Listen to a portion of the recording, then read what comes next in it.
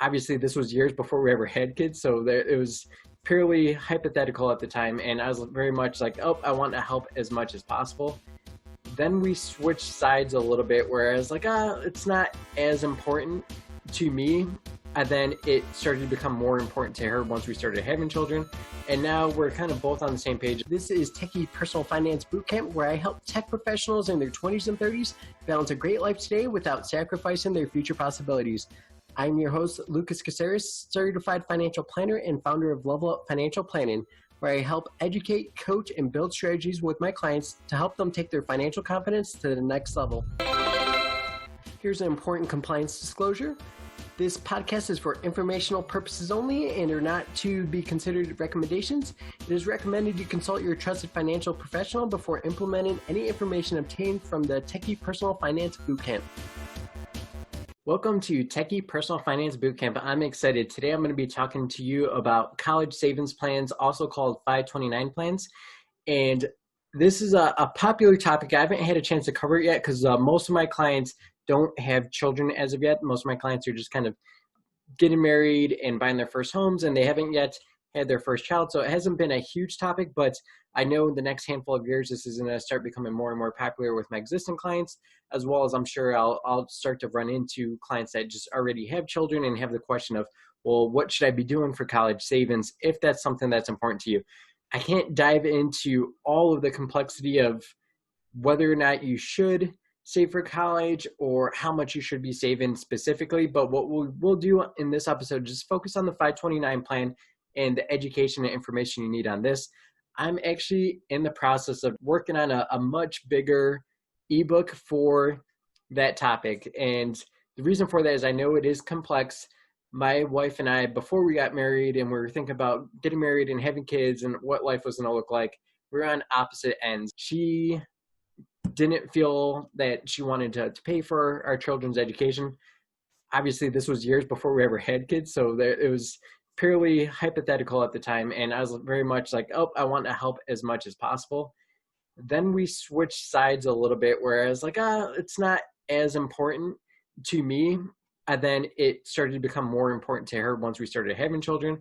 And now we're kind of both on the same page of we want to help them as much as we can, but we also want to try to balance life now and into the future. And you can have whatever direction you want to head, but I just wanted to give you that quick story and background to let you know I'm not biased in one direction or another. Sure, there's my opinions of how I'm going to be doing it, but really what it comes down to is your goals, not just the college goals, but all the other goals that you have going on and how those things are going to relate. Stay tuned though. Make sure that you're subscribed to my newsletter so you can see when that ebook goes out. It's going to be a free one that I'm just going to push out to all my subscribers. And if things don't get too crazy here, I'm going to plan to have that out in the next month and a half or so. But again, we'll dive into the 529 plan and kind of see how valuable this could be if college savings is a priority for you, or even if it's something that you think may be a priority. Like I said, things can change, and that's one of the beauties about financial planning is it gives you confidence with what's possible, and then it allows you to pivot and understand, like, well, if you go a different route, how is that going to impact things, at least on a financial standpoint? Why would you maybe consider saving for college? There's a few good reasons for it. The biggest one is we just had our daughter, Eleanor, 3 weeks ago, and for any child born this year, 2020, the future estimated cost for a college degree would be $219,294. So that's out into the future. And the reason for that is because the national average right now, if you include room and board and all that fun stuff, is $22,261 about per year. And if we increase that about 5% every single year, that's kind of the inflation with college. It tends to go up faster than normal inflation that you experience with a lot of the other expenses.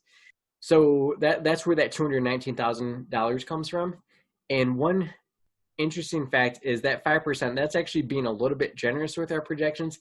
What college has been increasing by has actually been 8%.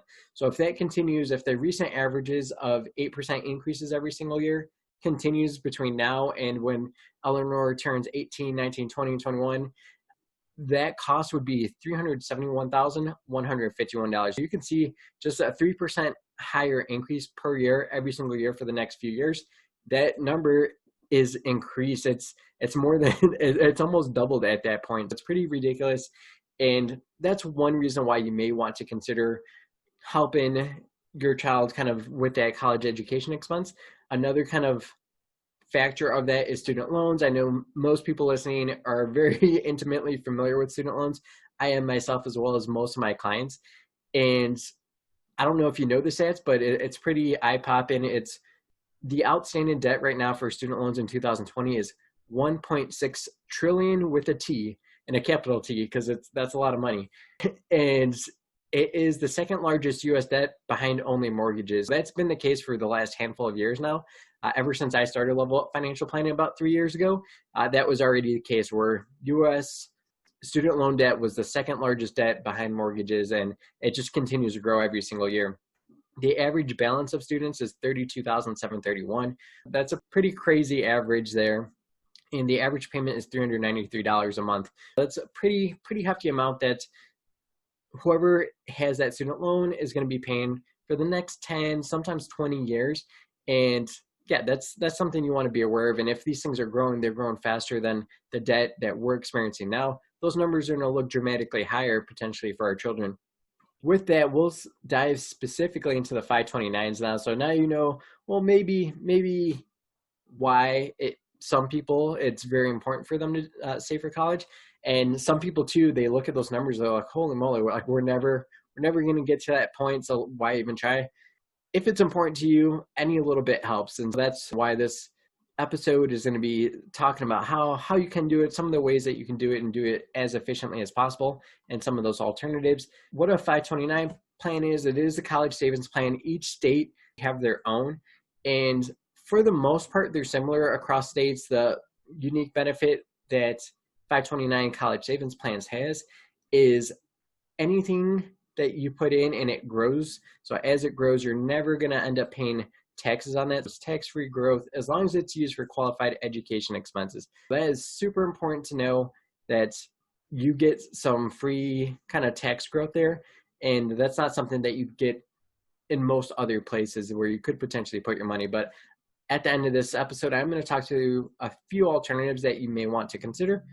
Some states, again, they are unique, so they all have their own different plans and they have their own different structures. Some are easier to use online than others. Some have higher fees than others.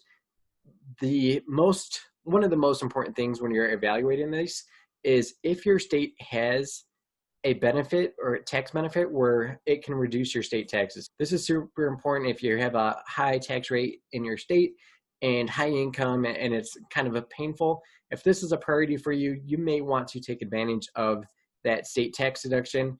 So you'll want to make sure that that is available in your state. In total, there's actually 34 states that allow state tax deductions.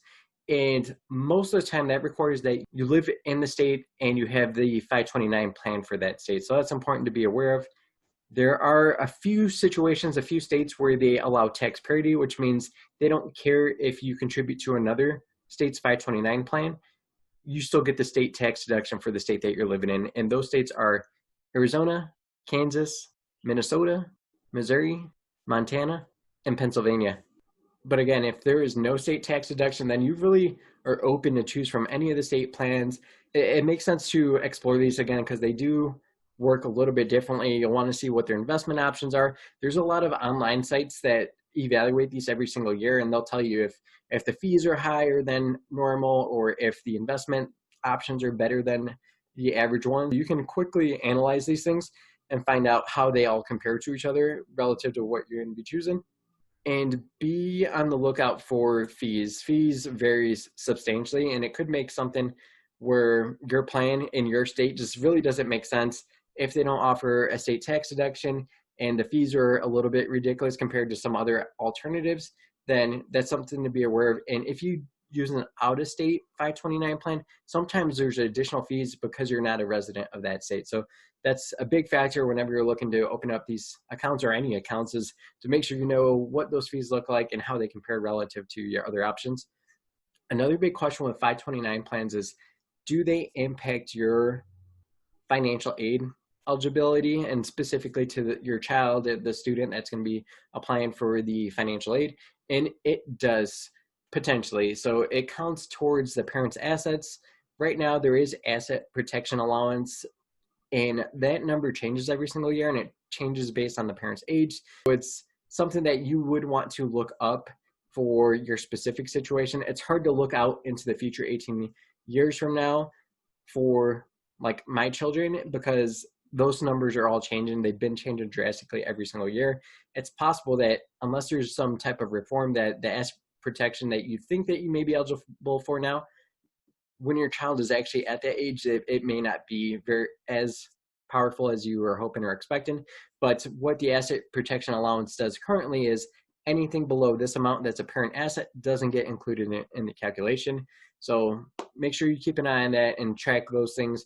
Anything that goes above that asset protection allowance amount, though, is going to reduce financial aid by 5.645%. It's a word percentage. Again, all this stuff is going to be subject to change by the time our children actually go to school, but this is how things stand currently with financial aid and how that's structured. Another thing that's important to know, though, is withdrawals. As long as they're used for education expenses, withdrawals from these 529 plans do not count as income, which is a very important factor when on your financial aid. The fact that it's counted as an asset, which there's not as big of an impact as what income would have an impact on, that's good to know that at least when it is factored in, it's factored in the least painful way, the least negative way. And when you do make withdrawals to pay for that education, let's say for freshman year, it's not going to have an impact at all on financial aid because it's not going to be considered income. It's being used for education purposes. You've already kind of factored in the balance and for the parent's assets. So that's how things kind of work out there. Another important factor to be aware of is grandparent-owned accounts do not count towards the parent assets, which is kind of nice early on, the first couple of years. But what happens there, and something that you want to watch out for if you do have a grandparent that is going to be helping with these college expenses, is withdrawals from the grandparent's 529 plan to pay for your college expenses for your child. Those could be considered untaxed student income, and those do reduce the financial aid currently by 50%. That could be a huge surprise if you don't navigate that correctly. Because of the unique way that FAFSA looks back at your previous income, for example, anyone that's going to be going to school for the fall of 2020, they actually look at the 2018 income tax return. And that gives you a little bit of strategy and room where if the grandparent waits until kind of that last year or the last 2 years of college, so the junior and senior year, then that may be a way of that income just being ignored during that time period, because it's going to be looking back almost about 2 years. It's about a year and a half to previous to those semesters in college years. And that's important to know and understand that there's a strategy you can use to get around this. If grandparents were planning on paying for the full amount, then it gets a little bit trickier because you probably do just want to pay for that. But I guess if you do have that type of problem, then the financial aid isn't going to be as much of an issue anyways. If grandparents are just going to pay for it, then that financial aid may not be that important. Those are basically the fundamentals, how 529 plans work and how they could impact financial aid. One of the big questions that people have when it comes to 529 plans is, what if my child doesn't go to college? And that's a legitimate concern. There's so many different routes and options that children can decide to go once that time comes. And there's a few options. One of the nice things is it can also be used for trade or vocational studies. For example, like something like electrician school, it could actually be used to cover those expenses as well. Another nice benefit is you can actually change the beneficiary. So just because you named it for this one specific child, if you have other children, you can kind of recategorize this for one of the other children. If they end up going to school and the other child does not, you can put it under your name or your spouse's name as well. If you're looking to do kind of additional education, that is also a nice benefit that people are able to lean back on and feel a little bit more confident, a little bit more flexibility in the 529 plans and how they work. The only downside when it comes to the 529 plan is there is a 10% penalty and taxes on the earnings. So that is important to be aware of that. If you've received tax benefits from the state, that's something that you'd have to pay back as well, because obviously they were giving you tax benefits up front. One last piece, and this is another question that people are worried about when it comes to 529 plans, is what if your child does awesome in sports or some other aspect where they get a full ride? So they get scholarships that cover everything. There's a cool kind of feature with your 529 plan that if you're able to prove that they received kind of a full scholarship, then you actually can withdraw without penalty. So this isn't grandparents paying, this isn't receiving an inheritance and using that to pay. That doesn't qualify as a scholarship. But if they legitimately receive a scholarship to pay for their full education costs, well, that is going to be proof that you can actually withdraw from your 529 and not have to pay any sort of penalty there. So that's hopefully could give you peace of mind, especially if you feel that your child is going to be really great either at the education part, the academics, or sports, or any other kind of way that you could get those full ride scholarships for education. This last part of this episode is I'm going to cover the alternative accounts that you could use instead of using a college 529 plan, especially if you don't get an in-state tax deduction. There's other strategies. You could use a Roth account. Traditionally, Roth accounts are for your retirement account, but there's some nice features where you can actually take out the contributions without any penalty. And since they're your contributions that were made after tax dollars, there's no tax impact. So that's always a interesting strategy. You could just use some of your other retirement accounts, and for those distributions as well during that time, you can use non-retirement accounts. So don't put it in a retirement account, don't put it in a college savings account, and you can put it in a non-retirement account. One of the issues there is you don't get as favorable tax treatment. Any gains would be taxed at capital gains rates. And if you're receiving dividends and income from that, then that could be income tax as well on those returns. Not as efficient from a tax standpoint, but it is just kind of one way to not be tied to retirement, not be tied to college, and just have flexibility and choice over how you want to use that. But then you could just use a regular savings account too. Problem with the savings account is you get 0.05% interest currently. With the time horizon, especially if you have a child born now, you may want to be a little bit more aggressive and try to get a growth rate of greater than 0.05%. That would be my kind of thoughts on that. One of the things you want to think about too, just because it does tie into the college 529 plan and whether or not you're going to be investing those funds. If you're investing those funds, as time gets closer, make sure you keep an eye on your investment philosophy and your investment style, because you will likely want to reduce the risk as your child gets closer to age 18 when they would likely use those funds for those expenses. And the reason for that is because volatility can hit at any time, and you don't want the account to be greatly impacted and reduced right when you're about to need the funds. I'm not going to tell you specifically how to invest that, because that's up to you and your comfort level and everything that you have going on. But just be aware that the amount of risk that you're willing to take now compared to when they get closer to 18 should probably be a little bit different, unless you're just a gambler and don't mind if there's a chance of you losing a substantial amount right before you need those funds. That's the last thing I wanted to add there. Make sure you subscribe on my email newsletter, because you will be notified as soon as I get the more kind of comprehensive, how much should you be saving for your college savings? And it's going to tackle a lot of other things, and even a lot more in depth too than what I went. This was very focused on that 529 plan, but there's a lot of other things to think about and consider when you're trying to juggle this priority with probably a lot of other goals and priorities that you have going on. Feel free to reach out if I can be of assistance. Thank you so much for listening to Techie Personal Finance Bootcamp. You can find show notes by visiting levelupfinancialplanning.com and finding the podcast page. You'll also be able to find strategy guides, videos, and cheat sheets to help you take your financial confidence to the next level. If you feel this episode has added a ton of value for you, please rate and share this with friends and colleagues. Catch you next time on Techie Personal Finance Bootcamp.